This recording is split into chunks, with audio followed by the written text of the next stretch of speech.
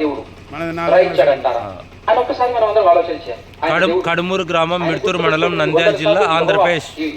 కడుమూరు గ్రామంలో SC colony కరెమ్మ గుడి centre లో వాక్యం పెట్టాం. రాబోతున్నాడు అని చెబుతూనే నా కుమారుడిని పంపించబోతున్నాను విషయం తెలిసిన ఆయన మాట్లాడుతున్నాడు, నేను తప్ప ఇంకొక దేవుడు ఉండడు, నాకు ముందు ఏ దేవుడు లేడు, నా తర్వాత ఏ దేవుడు రాడు అనే విషయాన్ని చెబుతూ దీనికి సాక్షులు ఎవరు అంటే రేపు నేను పంపించబోయే ఆ యేసుక్రీస్తు లేదంటే నా సేవకుడు సాక్షి అని చెప్తున్నాడు అనే విషయం క్లారిటీ కావటం కోసం ఎందుకు ఈ మాట చెప్తున్నాను అంటే, ఊరు సెంటర్ ఇది ప్రధానమైన విషయం ఏంటి అంటే మనం నిత్యజీవం రావాలి. నిత్యజీవం రావాలంటే ఒకే ఒక దేవుడిని తెలుసుకోవాలి. ఆ దేవుడు పంపించిన యేసుక్రీస్తుని తెలుసుకుంటే రాదు అని అన్నప్పుడు నేను మొదటి విషయంలోనే ఉన్నాను. ఇక్కడ యేసుక్రీస్తు ప్రభు గారు భూమి మీదకి వచ్చేసిన తర్వాత తిరుగుతున్నాడు, బోధ చేస్తున్నాడు, అద్భుతమైన విషయాలు చెప్తున్నప్పుడు ఒక శాస్త్రి వస్తాడు యేసు ప్రభు దగ్గరికి.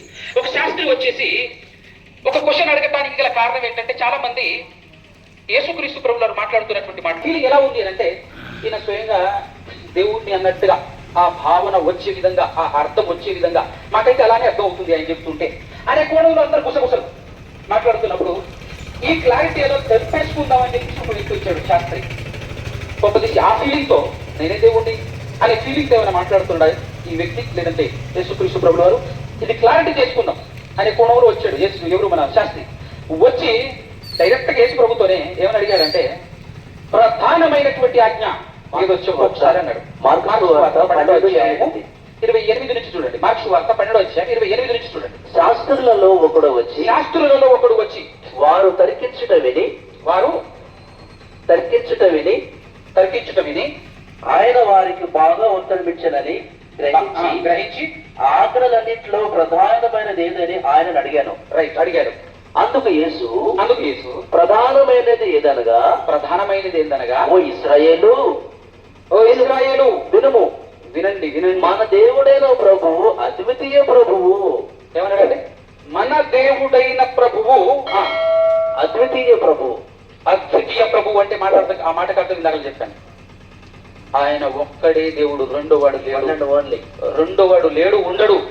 ఆ అద్వితీయ దేవుడు మన అద్వితీయ ప్రభువు నీవు నీ పూర్ణ హృదయంతోనూ, నీ పూర్ణ ఆత్మతోనూ, నీ పూర్ణ వివేకముతోనూ, నీ పూర్ణ బలముతోనూ నీ దేవుడైన ప్రభువును ప్రేమింపవలన్నది ప్రధానమైన ఆజ్ఞ అని యేసు ప్రభు జవాబు చెప్పింది యేసు ప్రభు. నెక్స్ట్ 32 ఆ శాస్త్రి అప్పుడు అది విన్న ఆ శాస్త్రి ఏమన్నాడు, బోధకుడా బాగా చెప్పేదివి, మంచిగా చెప్పినావు అంత సంతోషపడ్డాడు, ఆనందపడ్డాడు. ఎస్, నువ్వు చెప్పింది రైట్. ఆయన అద్వితీయుడు అంటే ఆయన లాంటి వాడు ఇంకొకడు లేడు, ఆయనతో సరి సమానుడు ఇంకొకడు లేడు, ఇంకొక దేవుడు లేడు, ఆయన తప్ప ఒక్క దేవుడు, ఆయన తప్ప వేరొక దేవుడు లేడు అని ఆయన వేరొకడు లేడనియు నీవు చెప్పిన మాట సత్యమే అని అన్నాడు. ఎవరన్నాడు? శాస్త్రి అన్నాడు.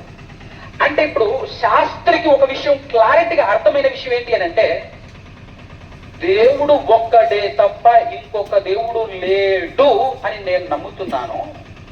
నాకు తెలుసు అంటే ఎవరికి తెలుసు? శాస్త్రికి తెలుసు.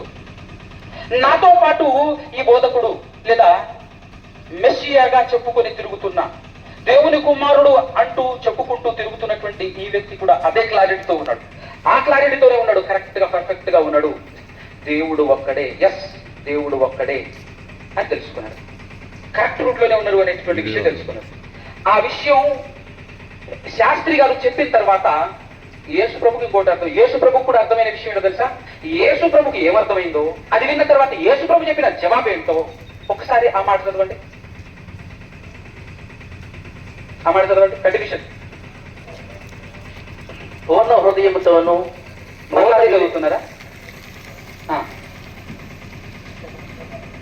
పూర్ణ వివేకంతోనూ, పూర్ణ బలముతోనూ ఆయనను ప్రేమించుటయు ఒకడు తన వల్ల తన పొరుగువాను ప్రేమించుటయు సర్వాంగ హోమములన్నిటికంటేను బలుల కంటేను అధికమని ఆయనతో చెప్పాను. అతడు వివేకముగా ఉత్తరమిచ్చానని యేసు గ్రహించి, యేసు ప్రభు చాలా చక్కగా గ్రహిస్తున్నాడు. యేసు ప్రభు గ్రహించి నీవు దేవుని రాజ్యమునకు నీవు దేవుని రాజ్యమునకు దూరముగా లేవని దూరంగా అయితే లేవబ్బా అతనితో చెప్పాను. ఏం చెప్పాడు యేసు ప్రభు? మనమందరం పోరాడుతుంది దేనికి? అక్కడికే కదా. అక్కడికి వెళ్ళాలి, లేదంటే నిత్య జీవం పొందాలి అని అంటే ఇద్దరిని తెలుసుకోవాలి.